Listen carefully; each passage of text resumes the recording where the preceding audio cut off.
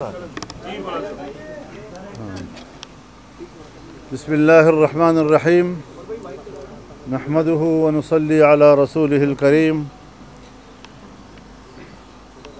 पाकिस्तान तहरीक इंसाफ के चेयरमैन जनाब बैरिस्टर गौहर खान साहब, जनाब Umar Ayub Khan leader of the opposition और उनकी मुकम्मल टीम को मैं खुशामदीद कहता हूँ।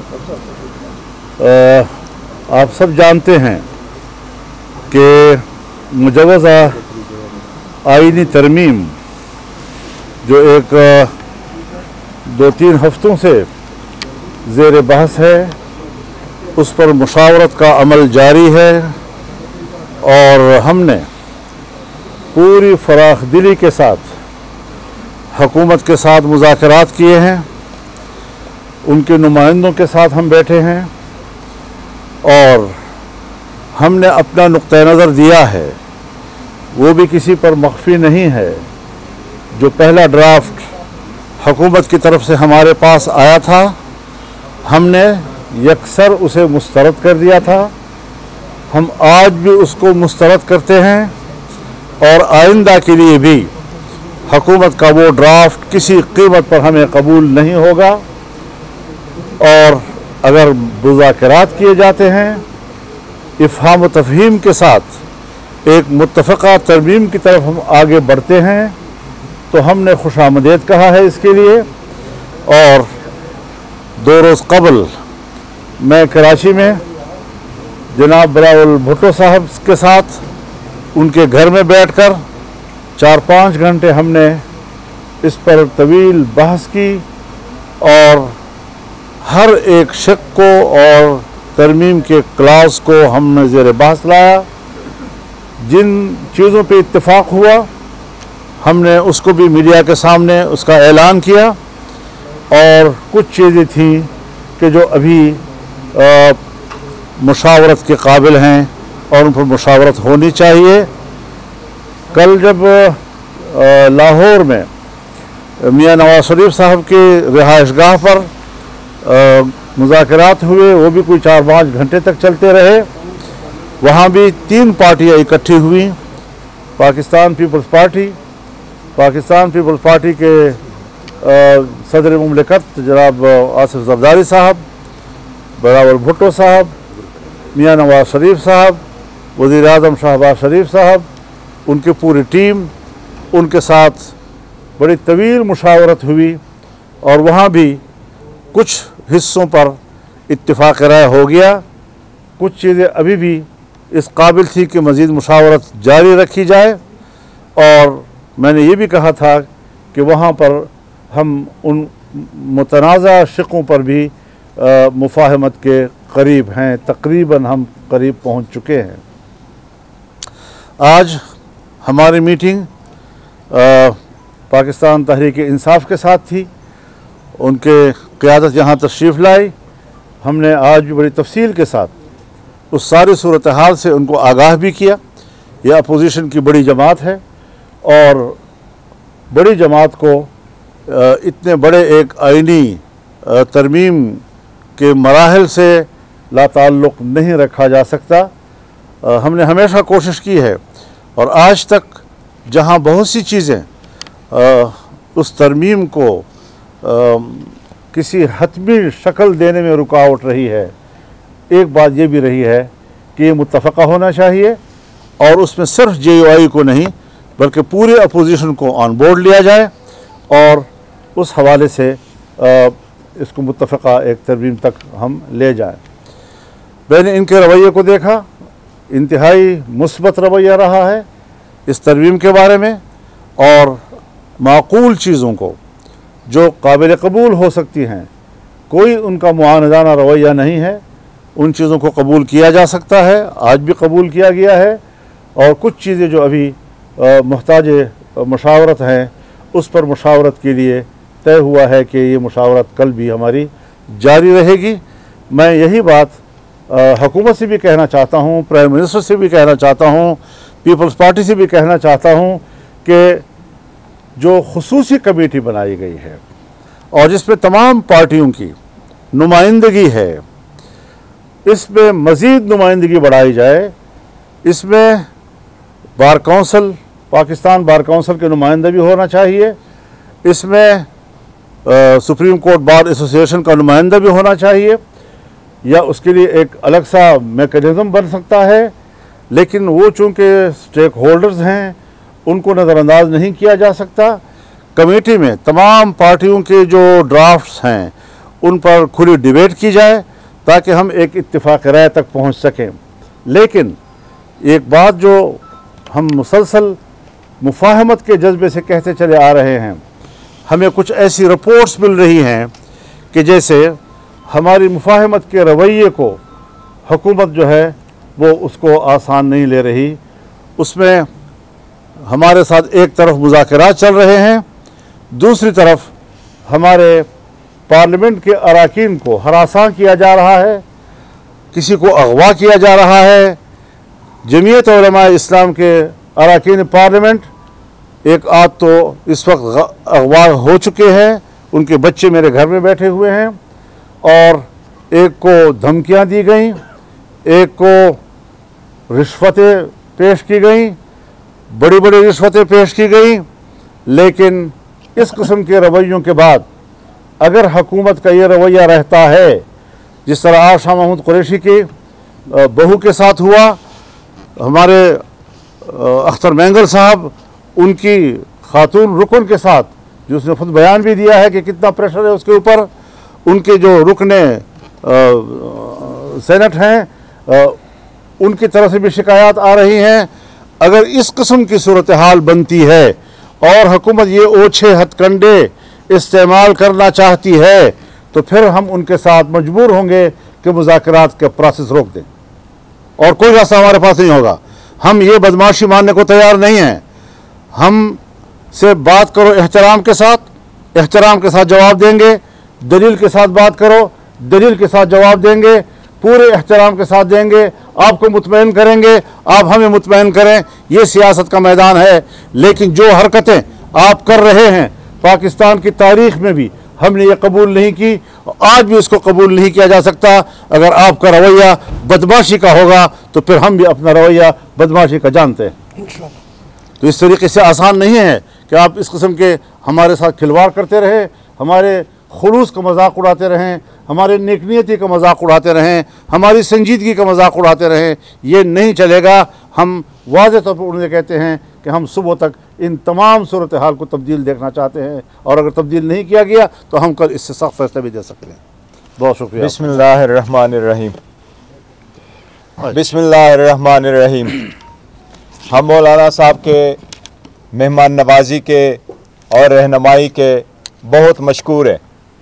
हम बड़े दिल के साथ और ओपन हार्टेडली मौलाना साहब के साथ इस गुफ्तशनीद में हम शरीक हुए थे। पहले दिन से हमने मौलाना साहब को ये कमिट कर लिया था कि जिस तरीके से इस जो तरामीम होने जा रही है, आपके साथ मिलके आपके रहनुमाई में जैसे जाएंगे, हम कोशिश करेंगे कि जो प्रपोज़ल आप आगे सबमिट करेंगे, हम as opposition party, the largest opposition party, आप ही के ड्राफ्ट के साथ आगे मिल कर के हम बढ़े।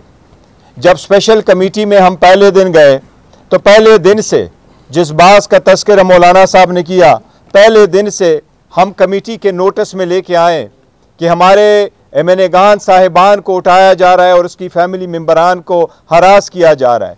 उसके बावजूद हम किसी एक मीटिंग को हमने मिस नहीं किया, और हमने बड़ी बुर्दबारी का मुजाहरा करते हुए हुकूमत के साथ उस कमेटी के मीटिंग में शुरू हुए। हर मरतबा हमारी अगर कोशिश रही तो ये रही कि हमारे साथ ड्राफ्ट शेयर किया जाए। आज मौलाना साहब के पास हम आए थे जबकि आखिरी मराहल में ये आईनी तरामीम होने जा रही है। हर चंद कि हमें हुकूमत के रवैये पे, हुकूमत के लेजिटिमेसी पे बड़े सवालिया निशान है कि क्या ये कोई कानूनी आईनी हैसियत रखती है आईनी तरामीम करने की या नहीं। लेकिन इस सब के बावजूद हम बैठे रहे कि हम इस प्रोसेस में शरीक हो, और मौलाना साहब के साथ थ्रू आउट हम शरीक रहे। लेकिन आज हम मौलाना साहब के सामने भी हमने ये पॉइंट उठाया कि जबकि एक तरफ हम मुज़ाकरात कर रहे हैं, बातचीत कर रहे हैं, कमेटी में बैठे हैं, आगे बढ़ने की कोशिश कर रहे हैं, एक एक शिक को जानने की कोशिश कर रहे हैं, अपना वर्शन बनाने की कोशिश कर रहे हैं। लेकिन उसी के साथ साथ हमारे जो MNAs है और हमारे सेनेटर्स है, उनको अगर आप हरास कर रहे हैं तो ऐसे कानून साजी का और आईनी तरामीम का फ़ायदा क्या है? फिर ईवान भी आपका है, ज़ोर ज़बरदस्ती भी आपका है, ये लोग भी सारे आप हैं। जैसे कानून चाहते हैं आप बना लें, फिर जैसे अगर आप कहते हैं कि यही तरीका है, फिर हम उस प्रोसेस में शरीक नहीं होंगे। इसलिए आज मौलाना साहब के साथ हमारा तफसीली एक प्रोसेस चला है और उसमें हमने कई सारी चीज़ों पे हमने इत्तेफाक कर लिया, ऑलमोस्ट इत्तेफाक कर लिया। इंशाअल्लाह ताला कल हमारी एक और भी मीटिंग होगी इंशाअल्लाह ताला और हमारे तरफ से सब कुछ फाइनल हो जाएगा। लेकिन ये पॉइंट आउट करना चाह रहे हैं कि जिस तरह मौलाना साहब ने फरमाया कि अगर हुकूमती रवैया यही रहा तो शायद हम आगे नहीं बढ़ सकेंगे। और मैं एक बात कर लूँ, हमने तमाम अपने अरकान पार्लियामेंट को 63A के तहत नोटिस जारी कर दिए हैं कि वो सब अपनी पार्टी के फैसले के तहत वोट देने के पाबंद होंगे और कल कोई ये शिकायत न कर सके कि हमें तो पार्टी ने कोई हिदायत नहीं दी थी। दोनों पार्टी ने दी है। एक सवाल यह है कि चंद दिन पहले सुप्रीम कोर्ट की तरफ से आइन के आर्टिकल 63A की तशरीह की गई। सब ने ये सवाल उठाया था कि ये फ्लोर क्रॉसिंग के लिए, मफादात खरीदने के लिए या फिर ज़मीन खरीदने के लिए इस्तेमाल होगा। आप क्या समझते हैं कि आज जो कुछ हो रहा है अरकान पार्लियामेंट के साथ, इसके जिम्मेदार चीफ जस्टिस काजी फाजिसा हैं? देखिए, एक तो है इसका उसूली पहलू, एक है कि उसको इस्तेमाल कैसे किया जा रहा है। ज़ाहिर है कि जिस वक्त 63A में तब्दीली की गई थी तो वो हमने उसको भी उस वक्त गलत कहा था और ये कि बिल्कुल सिरे से वो पता नहीं वोट गिना ही नहीं जाएगा वगैरह वगैरह। तो उस वक्त सूरत हाल में ये तब्दीली क्यों लाई गई थी, एकदम तब्दीली क्यों लाई गई थी। आज एक ऐसे वक्त में तब्दीली लाई गई है कि फिर एक हुकूमत को उसका फ़ायदा उठाने के लिए तो ये उसूल के तहत ये इक़दाम होने चाहिए, मुल्की और कौमी ज़रूरत के तहत ये इक़दाम होने चाहिए, नहीं है कि आप मौरूज़ी ज़रूरत के तहत इस किस्म के तरमीम करते रहे। तरमीम के पीछे है कौन, किनका हाथ है तरमीम के पीछे कि इस वक्त तरमीम अहमियत के हमें समझ आ रही है? ये इतनी बड़ी अहम तरमीम है कि जिसके पीछे एक बड़ा अहम आदमी है और उसका नाम है, क्या नाम है उसका?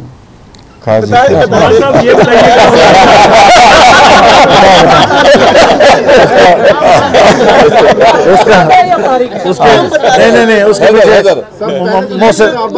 मुँह से नक भी हो सकता है। मौलाना साहब ये सवाल ले लें, आपने कहा कि कल सुबह तक का वक्त देते हैं, ये हालात दुरुस्त कर लिए जाएं। अगर नहीं दुरुस्त किए जाते और ये सिलसिला जारी रहता है तो फिर आपकी हिकमत अमली क्या होगी? तो हम भी होंगे और आप भी होंगे। अच्छा मौलाना ये बताएं कि हैदर शराजी जियो न्यूज़ से आपने इस तशवीश का जिक्र किया। हमने देखा कि केपी हाउस तक भी रेंजर्स पहुंची, वहां पर अदारे के एहलकार पहुंचे बावर्दी और वहां से सीएम की गिरफ्तारी की कोशिश हुई। ये एक तरफ, लेकिन आज साबिक वज़ीर आज़म राजा परवेज अशरफ ने जियो न्यूज़ से गुफ्तगू करते हुए कहा है कि मिलिट्री कोर्ट्स बनाने की भी बात है और उसमें राजा परवेज अशरफ ने कहा है कि ये पर्सन स्पेसिफिक नहीं है बल्कि वसीतर मफाद में ये चीज़ें कर रहे हैं। क्या आप ये समझते हैं कि आप मिलिट्री कोर्ट्स के हवाले से जाएंगे आगे? इस हवाले से जो उन्होंने बात की है वो एक उनकी राय है, उसके मुकाबले में हमारी भी राय है। यही हम उनके साथ मुज़ाकरात कर रहे हैं। शायद अभी इसके बाद भी बिलावल भुट्टो साहब के साथ मेरी बातचीत हो, शायद प्राइम मिनिस्टर साहब से भी बातचीत हो, बातें चलती रहेंगी। वो भी अपनी राय दे सकते हैं, हम भी अपनी राय दे सकते हैं। डिबेट होनी चाहिए और हम एक हल तक पहुँचें। ये कोई बुरी बात नहीं है कि उन्होंने एक राय आपके सामने कह दी, वो कोई आखिरी और हतमी फैसला नहीं होता। वो एक अपनी राय दे सकते हैं, उन्होंने राय दी है और उसके राय की बुनियाद पर बातचीत चल रही है। देखो, एक चीज़ मैं सिर्फ ऐड कर दूं, आपका ये मामला चल रहा है, मसवदे पर बातचीत हो रही है और दूसरी तरफ माहौल ऐसा नज़र आ रहा है पार्लियामेंट के अंदर कि हुकूमत कोई कानून साजी ला रही है। आप इसको किस नज़र से देखते हैं? देखिए, इस तरह की कानून साजी अगर लाई गई तो फिर आज तक की इस प्रैक्टिस की ज़रूरत क्या थी? वो तो पहले दिन मिला सकते थे। तो लिहाजा इस किस्म की चीज़ें जो हैं, ये हरकतें जो मैंने आपसे उस पर एहतजाज भी नोट कराया आपको, ये सारी चीज़ें हम देख रहे हैं, कोई हमारे आंखों से ओझल नहीं है और हम उस पर अपना रिएक्शन देंगे। एक मुतनाज़ा तरमीम अगर इस ऐवान से पास कराया गया और गर्दनें तोड़ कर और हाथ मरोड़ कर उनसे by hook and by crook उनसे वोट लेने की कोशिश की गई तो फिर ये जमहूरियत होगी। फिर हम कहेंगे, आप कहते हैं ना फिर क्या करोगे, फिर हम कहेंगे कि इस नामजद पार्लियामेंट को इतनी बड़ी कानून साजी और आइन साजी और तरमीम का हक नहीं है। हमें अच्छा, एक लाख किया जाए एक कि हम दोबारा उस मौक़िफ़ पे चले जाएं कि पार्लियामेंट जो है हम उसके किसी किस्म के कार्रवाई में फिर शामिल ना हो। ये फिर बहुत बड़ा इक़दाम होगा जो हमें बहुत बड़ा चैलेंज दिया जाएगा। अच्छा, एक मिनट, इसमें सिर्फ एक मिनट ऐड करूँ। एक मिनट देखिए, आपने जो मिलिट्री कोर्ट्स का जिक्र किया है, हमारे पास जो ड्राफ्ट शेयर किया गया था, ये तीसरा ड्राफ्ट है जो गवर्नमेंट की तरफ से आया। पहला भी लीक हुआ था, दूसरा उन्होंने 12 तारीख को दिया है, आज भी एक ड्राफ्ट दिया है। हमारे पास अपना ड्राफ्ट है क्योंकि इन कैमरा प्रोसीडिंग्स से हमने शेयर नहीं किया था, लेकिन अभी ARY न्यूज़ पे वो लीक हुआ है। आप उस ड्राफ्ट को देखें, उसमें कोई मिलिट्री कोर्ट्स का जिक्र नहीं। और हमने दो चीज़ें रखी थी, एक इसका, दूसरी हमने कैटेगोरिकली ये कहा था कि हमें टाइम चाहिए। मौलाना साहब के साथ मीटिंग के बाद हमने कहा सारा कुछ हम लेके जाएंगे, खान साहब के साथ हमारी मुलाकात होगी, वहाँ से इंस्ट्रक्शन लेंगे तो फिर आपके साथ वो बात होगी। तहरीक-ए-तहफ़्फ़ुज़-ए-आईन-ए-पाकिस्तान को मौलाना फजलुर रहमान